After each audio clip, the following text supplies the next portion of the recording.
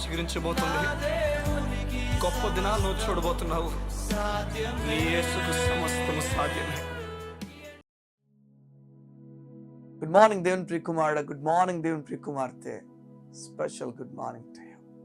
ఈ ఉదయం ఒక మాట చదువుతూ నా మాటలను, ప్రభు మాటలను ప్రారంభించడానికి ఇష్టపడుతున్నాను. యెషయా 49వ అధ్యాయం 15వ వచనం ఈ విధంగా ఉంది. నేను నిన్ను మరువను, నేను నిన్ను మర్చిపోను, నేను నిన్ను మర్చిపోను. చాలా చోట్ల చాలామంది ఈ మాట మాట్లాడుంటారు కదా మనతో. నేను మర్చిపోలేను, నువ్వు నా పట్ల చూపించిన ప్రేమ మర్చిపోలేను.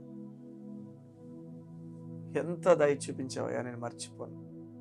చాలామంది మనకు చెప్తారు, నీతో నాకు అనుబంధం మర్చిపోను. స్నేహితులు మాట్లాడుకుంటారు, ప్రియులు మాట్లాడుకుంటారు, బంధువులు మాట్లాడుకుంటారు. చాలామంది మనం చేసిన పని గురించి మాట్లాడుతున్నారని గుర్తుపెట్టుకోవాలి. మనం వారి పట్ల ప్రవర్తించిన తీరును మర్చిపోనని చెప్తున్నారు. కానీ దేవుడు చెప్తున్నాడు, నిన్ను నేను మర్చిపోనా. ఎంత గొప్ప ప్రేమ అది, ఎంత గొప్ప ప్రేమ. మనల్ని మర్చిపోడట. ఈ లోకంలో మన చుట్టూ అందరూ కూడా ఎలాంటి వారు చెప్పనా, వారు దేన్ని ఆశపడతారంటే మన పని బట్టి మంచి మనకు చూపిస్తారు. కానీ దేవుడు నేను మర్చిపోడు. ఎంత ప్రేమించాడు చూడండి. మనం ఆదం వల్ల పాపులైపోతే, మనం చేసిన పాపం వల్ల నరకానికి వెళ్ళిపోవాల్సిన పరిస్థితికి మనం ఉంటే, నిన్ను మర్చిపోలేదు ఆయన. నన్ను మర్చిపోలేదు ఆయన. ఈ లోకాన్ని మర్చిపోలేదు ఆయన. మన కుటుంబాలు మర్చిపోలేదు ఆయన.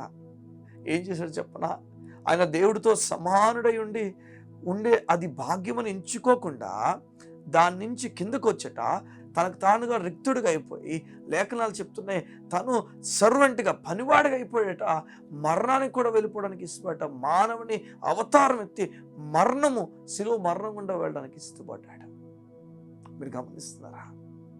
నిన్ను మర్చిపోడు.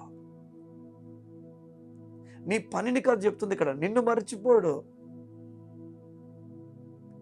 నువ్వెప్పుడు ఆయన జ్ఞాపకుంటావు. ఆయన మనసంతా నీతోనే నింపబడి ఉంది. ఇది నిజం. చూడండి, లోకంలో ప్రియుడు, లేకపోతే నువ్వు నాకు చాలా ఇష్టము, లేకపోతే నువ్వు చాలా ప్రేమ చూపించే వ్యక్తివి అని చెప్పి మంచి ఒక వ్యక్తి గురించి మాట్లాడినప్పుడు కొన్ని అబద్ధాలు ఉండొచ్చేమో అందులో. ఆ మాటలు కొన్ని సత్యాలు, అసత్యాలు ఉండొచ్చేమో.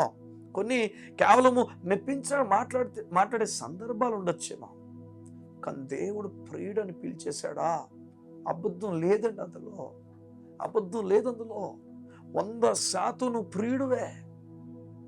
నేను ఆ ఆలోచనతోనే ఉన్నాడు. ఆయన ఆలోచనతో నింపబడి ఉన్నాడు కనుకనే చెప్తున్నాడు, నువ్వు నా ప్రియుడవే. Such beautiful God. ఈరోజు ఎందుకని నువ్వు భయపడిపోతున్నావు జీవితం కొరకు? అన్న భయపడిపోయినట్లుగా బిడ్డల గురించి భయపడిపోతున్నావా? పెనిన లాంటి వారు నీ చుట్టూ ఉండడం వల్ల ఇక గర్భం నాకు రాదని, ఇంకా నేను ప్రెగ్నెన్సీ ఉండదని, ఎన్నోసార్లు వచ్చి పోయింది ఇంకా రాదని చెప్పి నువ్వు సతమతం అయిపోతున్నావా? దేవుడి చిత్తము నీవు గర్భఫలమును కలిగి ఉండటమే. దేవుని చిత్తం అది, దాన్ని ఎవరు మార్చలేరు. కాస్త సమయము అబ్రహాము కూడా పట్టింది.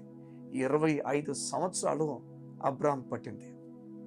75 yearsకి అబ్రహామును పిలిస్తే దేవుడు 25 years ఆఫ్ టైం వరకు బిడ్డలు కలగలే. కాస్త టైం పట్టొచ్చేమో నీకు, ఓపిక ఉండు. కానీ నేను చెప్తున్నాను, ఖచ్చితంగా యేసునందు విశ్వాసం ఉంచే నీకు దేవుడు బిడ్డలు ఇస్తున్నాడు. యేసు నామమున నీ గర్భము తెరవబడును గాక. ఓ థ్యాంక్ యూ ఫాదర్. ఇతను దేవుడు మీతో మాట్లాడుతున్నాడు, నీరసించిపోయిన మీతో మాట్లాడుతున్నాడు. ఆయన నిన్ను మరువడు, నిన్ను ఎప్పటికీ మరువడు. నీ ఆలోచనల విషయాలు నేను మర్చిపోడా. నీ కొరకు ఆయన నిర్ణయించిన సంగతులు మర్చిపోడా. నేను మర్చిపోడా. ఆయన నువ్వు తన జ్ఞాపకంలో ఉన్నావు. అబ్రాము ఊరిన ప్రాంతం నుంచి బయటకు వచ్చిన తర్వాత ఆయన సంతరిస్తూ వెళ్తున్నప్పుడు బైబిల్ చెప్తుంది, అబ్రామును దేవుడు కొన్ని రోజుల తర్వాత మళ్ళా మాట్లాడి నీకు ఇవ్వబోతున్న దేశం ఇదేనని. అబ్రాము ఎంత సంతోషపడి ఉంటాడో. పిలిచినోడు మర్చిపోతాడేమనుకున్నాను, మర్చిపోలే, నన్ను జ్ఞాపకం పెట్టుకున్నాడు. నేను వెళ్తున్న మార్గం అంతా చూస్తూనే ఉన్నాడు. ఇది నిజం. సంగమా, నోవా సమయంలో పడవ అరారాతు కొండపైన ఆగినప్పుడు బైబిల్ చెప్తుంది ఇక్కడ, నోవాను దేవుడు జ్ఞాపకం చేసుకున్నాడని. నిన్ను మర్చిపోడా, నిన్ను మరువడాయన. ఈరోజు నీ పరిస్థితిని జ్ఞాపకం చేసుకుంటున్నాడు, నీ ప్రార్థన వింటున్నాడు. ఈరోజు ఎలాంటి స్థితి గుండా వెళ్తున్నావో దాంట్లో మార్పును దేవుడు యేసు నామమున నీకు కలుగు చేయబోతున్నాడు.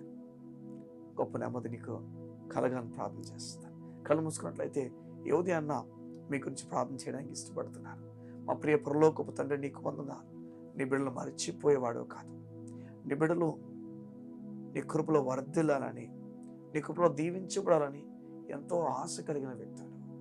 అయితే వారి జీవితంలో నూతన కార్యం జరిగించమని, నూతన వ్యక్తిత్వం వారికి ఇవ్వమని, ఈ లోకపు వ్యక్తులుగా వారు ఉండకుండా నీ వలే వారు మార్చబడినట్లుగా నీ కృప వారికి అనుగ్రహించు. యేసు నామమున ప్రార్థించుచున్నాను తండ్రి.